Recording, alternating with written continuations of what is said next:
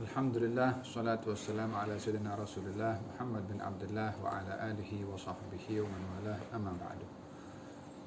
Alhamdulillah, kita bersyukur kepada Allah Subhanahu wa taala diberikan peluang oleh Allah untuk hadir dalam satu acara mengingati orang yang semasa hidupnya mengabdikan diri kepada Allah dengan ibadahnya dan mendatangkan manfaat untuk orang lain. Al-Habib Muhammad bin Abu Bakar As-Sagaf. Ini adalah merupakan haul yang kelima yang setiap tahun diadakan. Tentunya di dalam acara-acara haul seperti ini memiliki motif yang mulia, tujuan yang baik. Di antara nikmat Allah Subhanahu wa taala diberikan kepada umat manusia adalah bila mana ada di tengah-tengah mereka orang yang alim atau orang-orang yang ahli ibadah. Dengan kedua-dua ini, seseorang ada nilai di sisi Allah Subhanahu wa taala, baik dengan ilmunya atau dengan ibadahnya. Orang alim diteladani ilmunya, orang ahli ibadah diteladani ibadahnya. Kedua-dua terkadang terhimpun kepada seseorang, ilmu dan banyak ibadah juga. Apa yang menjadi inspirasi kepada kita melihat kepada orang alim dan orang ahli ibadah, sejauh mana kita mengambil iktibar, mengambil manfaat daripada mereka. Di dalam hadis Nabi Muhammad sallallahu alaihi wasallam, beliau bersabda, ini harapan Nabi terhadap umatnya. Katanya, kun aliman, jadilah kamu orang yang alim, yang berilmu dan mengajar menyampaikan ilmu. Au muta'alliman, atau orang yang melapangkan masa khusus untuk belajar sahaja sebagai student. Au mustami'an, atau jadilah kamu pendengar ilmu, yakni dia tak cukup masa untuk nak belajar full time, hanya ada masa sesaat sahaja hadir majlis ini, hadir majlis sana sebagai pendengar. Ini pun juga diinginkan oleh Nabi. Kalau tak boleh jadi alim, tak boleh jadi muta'allim. Au muhibban, atau jadilah pencinta, bukan orang alim, tak ada masa untuk belajar, juga kesibukan luar biasa, tak boleh hadir majlis ilmu, maka jadilah muhibban, pencinta kepada orang alim, kepada pelajar, kepada orang yang mendengar majlis-majlis ilmu. Wala takun khamisan fatahlak, jangan jadi yang kelima maka kamu akan binasa. Siapa orang yang kelima? Adalah orang yang komplain kepada empat ini. Tak suka kepada orang alim, tak suka kepada orang belajar, tak suka kepada mendengar ilmu, tak suka kepada orang mencintai akan ilmu atau majlis ilmu. Maka kita perlu untuk melihat di manakah kita daripada empat yang diinginkan oleh Nabi Muhammad SAW daripada umatnya. Keberadaan orang yang berilmu dan orang yang ahli ibadah membawa manfaat yang besar kepada kita, dengan doanya, dengan nasihatnya, dan juga dengan ibadah yang dilakukannya, yang ianya menjadi sebab berkatnya tempat dengan adanya orang-orang ahli ibadah.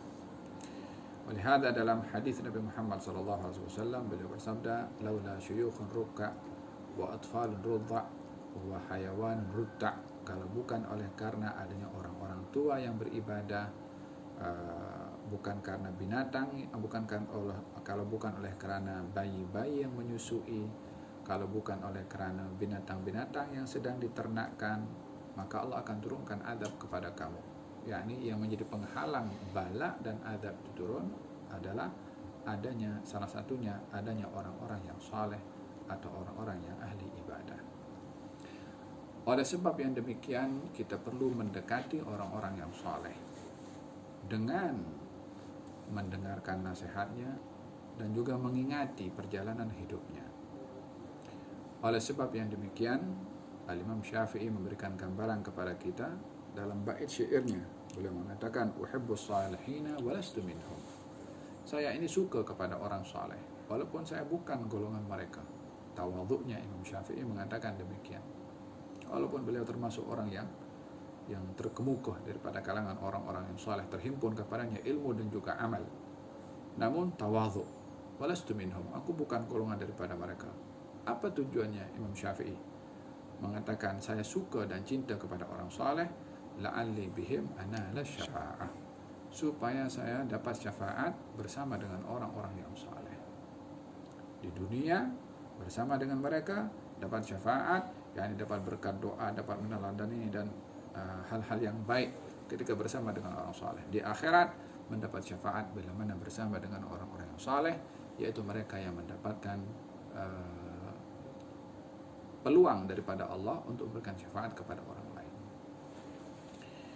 Dan ini adalah kenapa kita mengadakan haul mengingati orang-orang yang saleh. Tujuannya adalah untuk bersyukur kepada Allah karena diberikan oleh Allah kepada kita orang-orang yang kita dapat berkat dengan mereka, dengan doanya, dengan keberadaannya, dan juga untuk mendapatkan cinta kepada mereka demi mendapatkan syafaat daripada Allah Subhanahu wa taala, mendapat syafaat dengan keberkatan daripada mereka. Apa yang penting daripada mengingati orang-orang saleh dengan acara-acara haul seumpama ini adalah al-iqtida wal ihtida.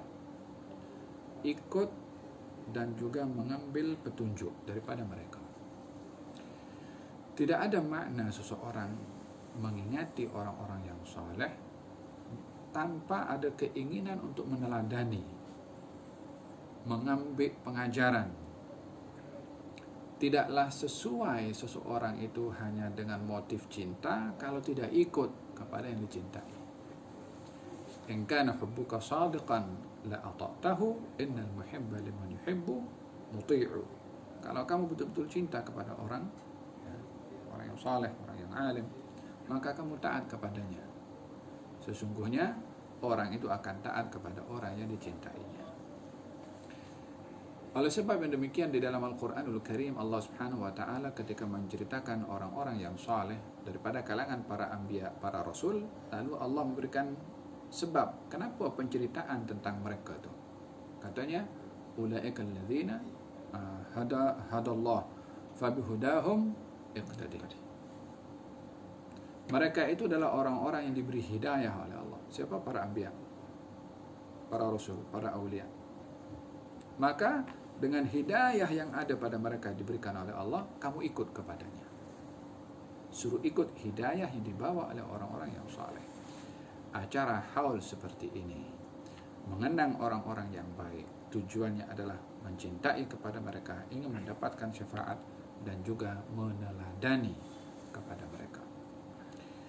Demikian di dalam Al-Quranul Karim, Allah Subhanahu wa taala menceritakan hubungan antara orang yang mulia dengan generasi setelahnya, mesti ada hubungan dengan ikut peneladanan. Walladzina amanu wattaba'athum dzurriyyatuhum biimanin alhaqna bihim dzurriyyatahum wama alatnahum min amalihim min syai'. Dan orang-orang beriman lalu diikuti oleh generasi setelahnya, oleh zurriyahnya dalam keadaan iman. Kalaupun amalnya si generasi ini tidak sempurna seperti yang sebelumnya, tapi ikut dalam keadaan iman, seikut dalam apa punya perbuatan, maka nanti di surga akan dikumpulkan satu dengan yang lain di tempat yang sama. Dengan syarat ikut kepada yang sebelumnya.